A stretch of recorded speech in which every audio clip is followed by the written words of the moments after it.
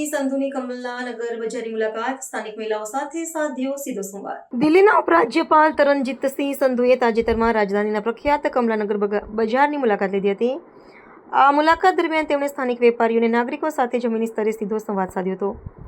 વહીવટી પ્રક્રિયાઓને વધુ પારદર્શક અને જનલક્ષી બનાવવાના હેતુથી યોજાયેલા પ્રવાસમાં લોકોની રોજબરોજની વાસ્તવિક સમસ્યાઓ અને બજારની પરિસ્થિતિનો તાગ મેળવવાનો પ્રયાસ કરવામાં આવ્યો હતો। આ જનસંપર્ક અભિયાન દરમિયાન ઉપરાજ્યપાલે ખાસ કરીને મહિલાઓ સાથે વિસ્તૃત ચર્ચા કરી હતી। બજારમાં ખરીદી અર્થે આવેલી તેમજ સ્થાનિક સ્તરે રોજગારી મેળવતી મહિલાઓએ સુરક્ષા, માળખાગત સુવિધાઓ અને સ્વચ્છતાને લગતી પોતાની વિવિધ ચિંતાઓ અને પ્રશ્નો તેમની સમક્ષ મુક્તપણે રજૂ કર્યા હતા। સમાજમાં મહિલાઓની સુરક્ષા અને જાહેર સ્થળો પર તેમની સુખાકારી સુનિશ્ચિત કરવાના ઉદ્દેશ્યથી પ્રશાસન અને જનતા વચ્ચેના સીધા સંપર્કને અત્યંત મહત્વપૂર્ણ માનવામાં આવી રહ્યું છે। મહિલાઓની રજૂઆતોને ગંભીરતાથી સાંભળ્યા બાદ ઉપરાજ્યપાલ તરણજીતસિંહ સંધુએ તેમને હકારાત્મક પ્રતિસાદ આપ્યો હતો। તેમણે સત્તાવાર નિવેદનમાં સ્પષ્ટ કર્યું હતું કે મહિલાઓ દ્વારા નોંધવામાં આવેલી તમામ ફરિયાદો અને સૂચનોની વહીવટીતંત્ર દ્વારા સત્તાવાર રીતે નોંધ લેવામાં આવી છે।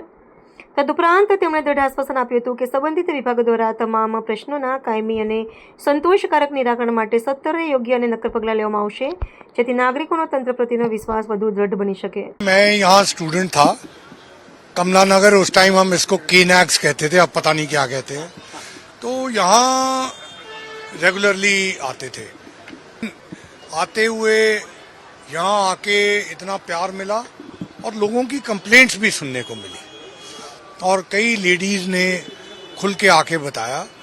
जो हमने नोट करी, हमने उनको ये भी रिक्वेस्ट करा कि आप एक पेज की ईमेल हमें भेज दीजिए और अपना नाम और कॉन्टैक्ट नंबर लिख देना।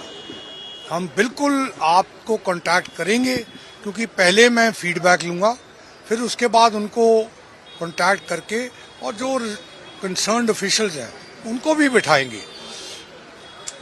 हमारा सबका फर्ज बनता है जॉइंटली, हमने दिल्ली जो हमारा कैपिटल है उसको आके लेके जाना है। इसमें हमारे पास कोई चॉइस ही नहीं है।